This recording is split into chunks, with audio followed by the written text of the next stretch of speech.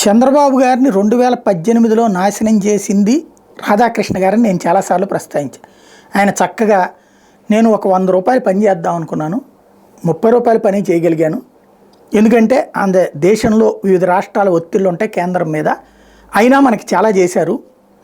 ఈ విద్యా సంస్థలకి దేశ చరిత్రలోనే రాష్ట్ర చరిత్రలో కూడా ఇన్ని సంస్థలు ఒక్క 5 ఏళ్లలో రావడం ఎప్పుడూ లేదు. అట్లాగే ఇన్ని వందల కిలోమీటర్ల రోడ్లు ఎప్పుడూ రాలేదు, ఇన్ని లక్షల ఇళ్ళు ఎప్పుడూ కేటాయించబడలేదు.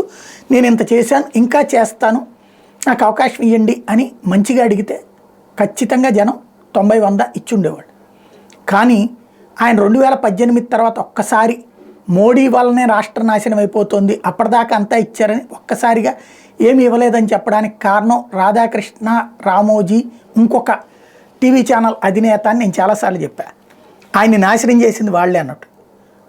వాళ్ళకి కమ్యూనిస్ట్ బ్యాక్గ్రౌండే కారణం అని కూడా నేను చెప్పాను. కమ్యూనిస్టులు వాళ్ళు గెలవరు, కానీ వాళ్ళ భావజాలికులు మాత్రం రాజకీయాన్ని శాసించాలనుకుంటారు. అట్లాగా చంద్రబాబు గారిని శాసించుతూ నాశనం చేస్తున్నారు అన్నటువంటి చెప్పుకొచ్చాను. ఇప్పుడు దానికి సాక్ష్యం వాళ్ళ ఆర్కే గారి ఎడిటోరియల్ చూస్తే ఆయనకి హిందుత్వ అంటే కడుపు మంట, బీజేపీ అంటే కడుపు మంట, నరేంద్ర మోడీ అంటే కడుపు మంట.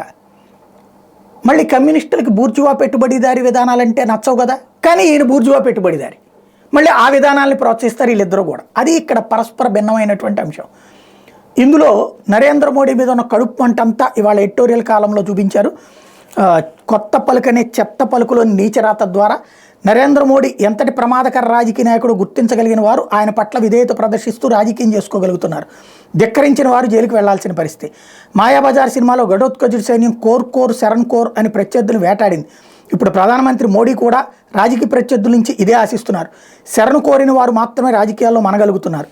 2011లో అన్నా హజారేతో కలిసి కేజ్రీవాల్ చేపట్టిన అవినీతి వ్యతిరేక ఉద్యమం ఫలితంగా 2014లో యూపీఏ ప్రభుత్వం అధికారం కోల్పోయింది. అప్పటి వరకు గుజరాత్ ముఖ్యమంత్రిగా నరేంద్ర మోడీ జాతీయ రాజకీయాల్లోకి ప్రవేశించి అవినీతి వ్యతిరేక ఉద్యమ ఫలితాలను తనకు అనుకూలంగా మలుచుకుని ప్రధానమంత్రి అయ్యారు. అప్పట్లో తాము ఒక రాజకీయ పెనుభూతానికి ప్రాణప్రతిష్ఠ చేసిన విషయం కేజ్రీవాల్కి కానీ కాంగ్రెస్ పార్టీతో విభేదించిన ఇతర ప్రాంతీయ పార్టీ నాయకులకు కానీ తెలియలేదు. అంటే మోడీ ఒక పెనుభూతం అనమాట, బీజేపీ ఒక పెనుభూతం అనమాట. అవినీతి వ్యతిరేక ఉద్యమం కేజ్రీవాల్ ఇప్పుడు అవే అవినీతి ఆరోపణలపై అరెస్ట్ అవ్వడం మోడీ మహిమే అని చెప్పొచ్చు. ఆమ్ ఆద్మీ పార్టీని ఇతర రాష్ట్రాలకు విస్తరించాలనుకున్న తర్వాతే ఆయన కష్టాలు మొదలయ్యాయి. మరి ఇదివరకు కరప్షను మాగంట రాఘవ మీదన అడ్డకోలు కారుకోతలు రాసినప్పుడు ఏమైంది, ఆ రోజున ఏమైంది? అప్పుడేమో కవిత ఇష్యూ అప్పుడేమో కాపాడుకొస్తాం, మాగంట రాఘవ వైసీపీలో ఉన్నప్పుడేమో రాసుకొస్తాం. అలాగే కేజ్రీవాల్ అవినీతికి పాల్పడితే ఏం చేయకూడదు అతన్ని.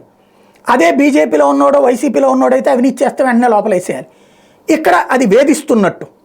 ఇలాంటి నీచరాతలు రోతరాతలు ఇంకెవడన్నా రాస్తాడా ప్రపంచంలో? ఈయన తప్పించి ఈయనొక్కడే ఆ స్పెషలిస్టు.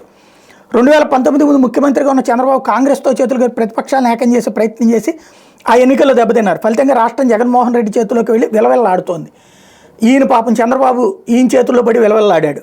బెయిల్ కోసం అప్పుడు అధికారంలో ఉన్న సోనియా గాంధీ వద్ద కుటుంబ సభ్యుల్ని పంపి కాలబేరానికి దిగిన చరిత్ర జగన్ది. అది ఎవడన్నా ఒక్కడన్నా నమ్ముతాడా? సోనియాకి విభేదించినందుకు 16 నెలలు జైల్లో ఉండి మోనార్క్ లాగా వచ్చి పార్టీ పెట్టుకుని సోనియానే దించినటువంటి వాడైతే ఈయన సోనియా కాళ్ళు పట్టుకోబోయాడని రాస్తాడు. ఈయన రోతరాత నీచరాత అనడానికి ఇంతకు మించిన ఎడిటోరియల్ కాలం ఇంకెవరు ఉండదు. ఇకపోతే అవినీతి కేసులో జగన్పై విచారణ కూడా జరగని పరిస్థితి అట, విచారణే జరగలేదట. మరి 11 ఛార్జ్షీట్లు ఎవడేశాడు విచారణ జరపకుండా? ఛార్జ్షీట్ అంటే విచారణ అని తెలియని ఈయన జర్నలిజం అని ఎక్కడి నుంచి వచ్చిందో తెలియదు. ఇకపోతే వివేకానంద రెడ్డి హత్య కేసులో నిందితుడైన అవినాష్ రెడ్డిని అరెస్ట్ చేయలేని పరిస్థితుల్లో సిబిఐ ఉందంటే పైవాడి ఆశీస్సులు లేకుండా సాధ్యమా? మరి చంద్రబాబుని అరెస్ట్ చేయకుండా సిబిఐ ఉందంటే ఎందుకని? ఇన్కమ్ ట్యాక్స్ వాళ్ళు కేసులు కూడా పెట్టకుండా ఉన్నారంటే ఎందుకని? మరి అప్పుడు కూడా చంద్రబాబుకి ఆశీస్సులు ఉన్నట్టేనా మొన్నటిదాకా? ఏంటో తెలియదు. ఈయన అట్లాంటి రోతరాతలే రాస్తారు. ఇకపోతే ఒకప్పుడు కాంగ్రెస్ పార్టీని కనుసైగలతో శాసించిన ఇందిరాగాంధీ రాష్ట్రాల్లో బలమైన నాయకులను అణచివేశారు. బలమైన నాయకులు దూరం చేసుకోవడం వల్లనే కాంగ్రెస్ పార్టీకి ప్రస్తుత దుస్థితి దాపరించింది. నాటి ఇందిరాగాంధీ బాటలోని ప్రస్తుత ప్రధాని మోడీ కూడా నడుస్తున్నారు. ఇలాంటి వెర్రి వార్తలకి ఇదే సాక్ష్యం. ఇందిరాగాంధీ తర్వాత కాంగ్రెస్ పార్టీ దర్జాగా ఉంది. రాజీవ్ గాంధీ హయాంలో 400 సీట్లు సాధించి గెలిచింది. రాజీవ్ గాంధీ తర్వాత ఈ ఆధిపత్య ధోరణి వచ్చింది. ఇందిరాగాంధీ ఆ స్వేచ్ఛ ఇచ్చింది రాష్ట్ర నాయకులకి, అందువలన సక్సెస్ అయింది. ఆ స్వేచ్ఛని హరించడం బిగిన్ చేశాడు రాహుల్ గాంధీ, సోనియా గాంధీ. బలమైన నాయకులు ఇందిరాగాంధీ హయాంలో ఉన్నారు. ఆ బలమైన నాయకులందరినీ బానిసలుగా మార్చింది సోనియా గాంధీ. దాని పర్యవసానం ఆయా రాష్ట్రాల్లో కాంగ్రెస్ కోల్పోవడం.